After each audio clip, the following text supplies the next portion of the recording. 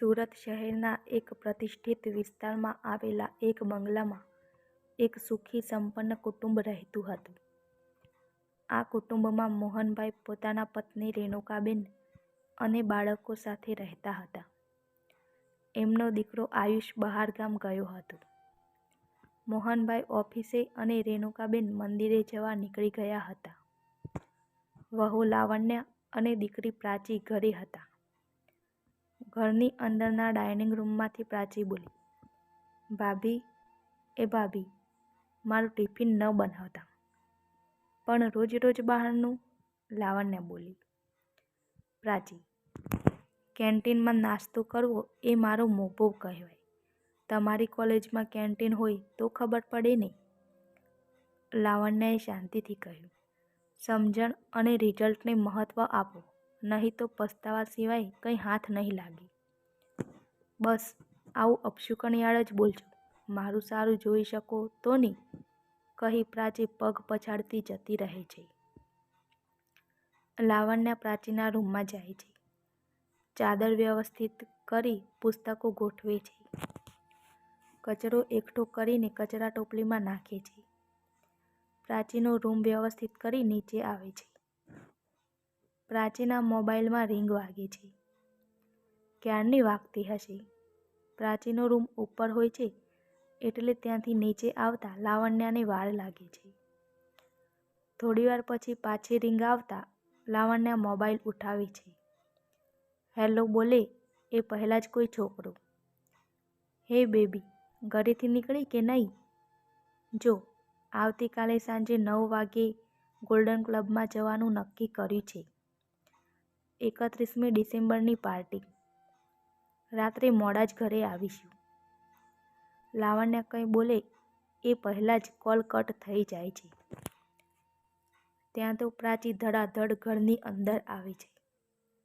એક તો ગઈકાલે દોસ્તો જોડે રહેવાયું નહીં ને મોબાઈલ ઘરે ભૂલાઈ ગયો હોવાથી અડધેથી પાછું આવવું પડ્યું. પ્રાચીના પપ્પાએ ગઈકાલે સાંજે પ્રાચીને બહુ મોડું થઈ ગયું હોવાથી ફોન કરી બોલાવી લીધી હતી. લાવણ્યના હાથમાં ફોન જોતા પ્રાચી ખૂબ ગુસ્સામાં ન કહેવાનું કહી બેસે છે. તમે નાના શહેરની છોકરીઓને એટલી પણ ખબર નથી પડતી કે કોઈના અંગત ફોન પણ હોઈ શકે છે. અંગતનું મહત્ત્વ ખબર પડે છે ને તમને? તમે મારા અંગત છો એટલે જ ઉપાડ્યો હતો, લાવણ્યએ કહ્યું.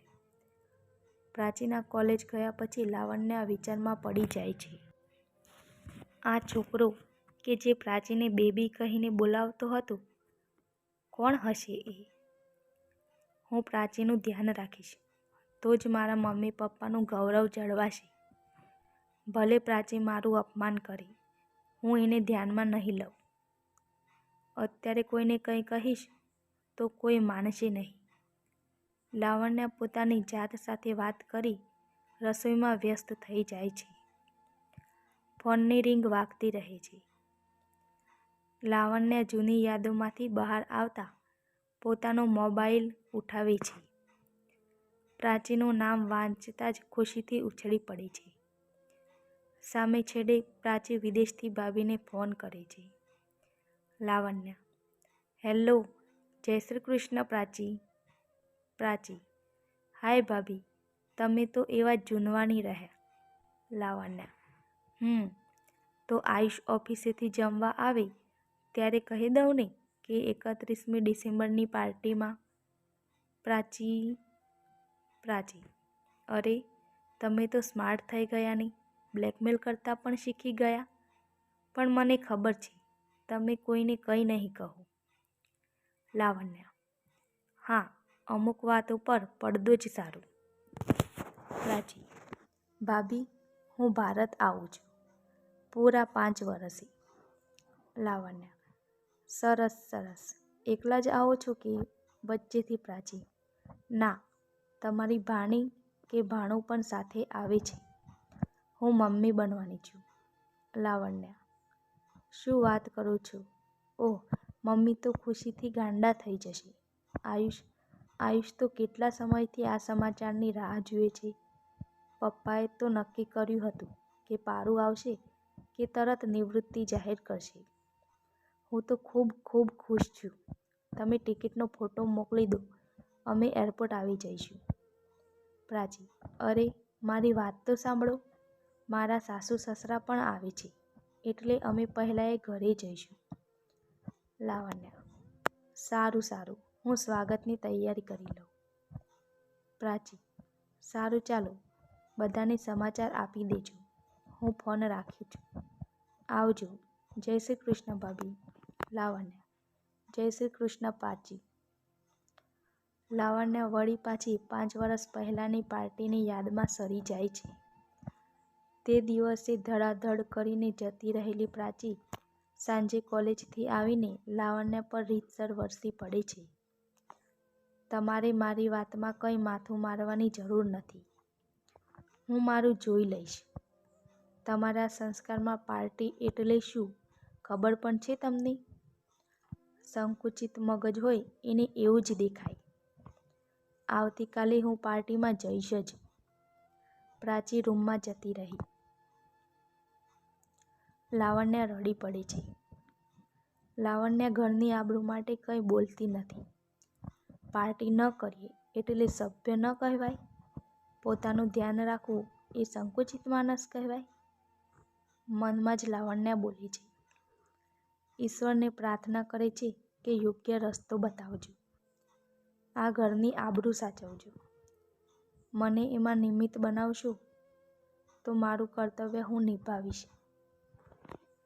બીજા દિવસની રાત્રે 9 વાગે પ્રાચી ઘરેથી પાર્ટીમાં જવા નીકળી જાય છે.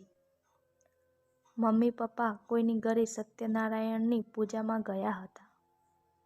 પ્રાચીએ લાવણ્યને કંઈ કહેવાની જરૂર ન લાગતા નીકળી જાય છે.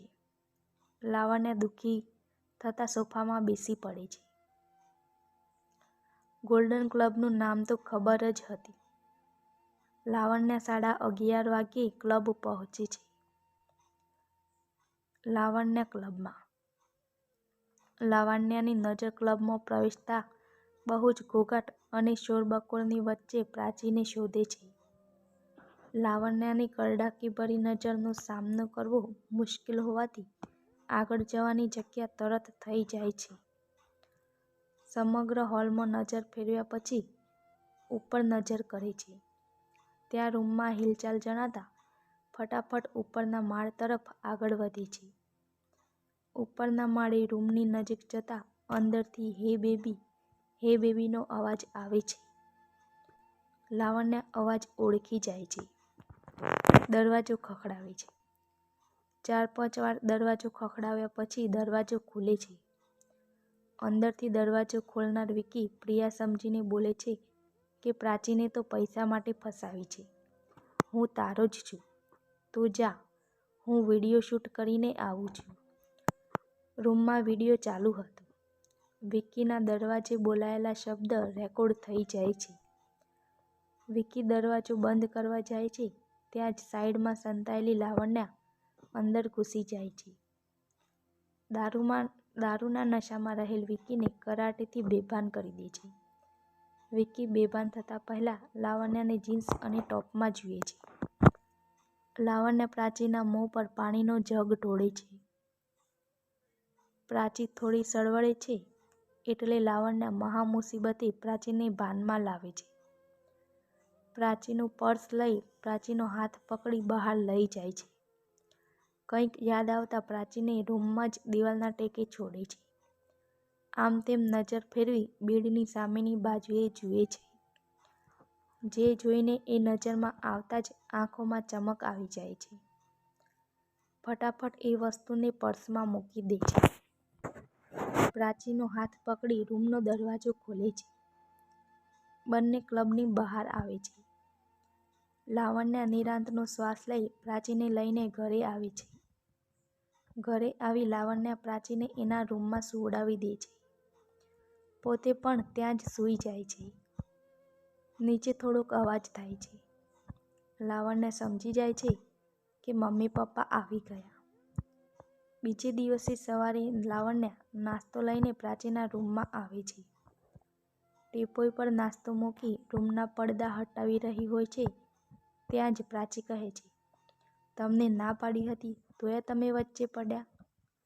લાવણ્યા: તમે એમ માનો છો કે વિકી તમને પ્રેમ કરે છે? વિકી પ્રિયાને પ્રેમ કરે છે. તમને તો પૈસા માટે ફસાવતા હતા. આ જુઓ, જે વસ્તુ શોધીને પર્સમાં મૂકી હતી એ આ કેમેરું હતું.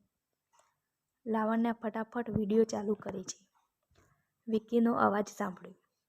પ્રાચી પોતાને બેડ પર અને રૂમમાં વિકીને જોઈ ગુસ્સાથી લાલચોળ થઈ ગઈ. પ્રાચી બધું સમજી જાય છે. ભાભીને ભેટી પડે છે. પોતાને બચાવવા માટે આભાર માને છે.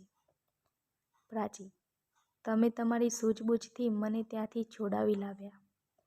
તમારામાં ધીરજ, કરાટે, કાર ડ્રાઈવ વગેરે ગુણો છે.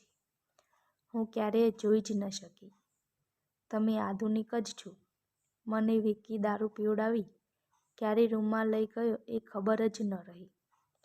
દારૂ પીવો અને વિકી જેવા દોસ્ત સાથે ડાન્સ કરવો ક્યારેય સ્ટેટસ ન કહેવાય એ હું સમજી ગઈ.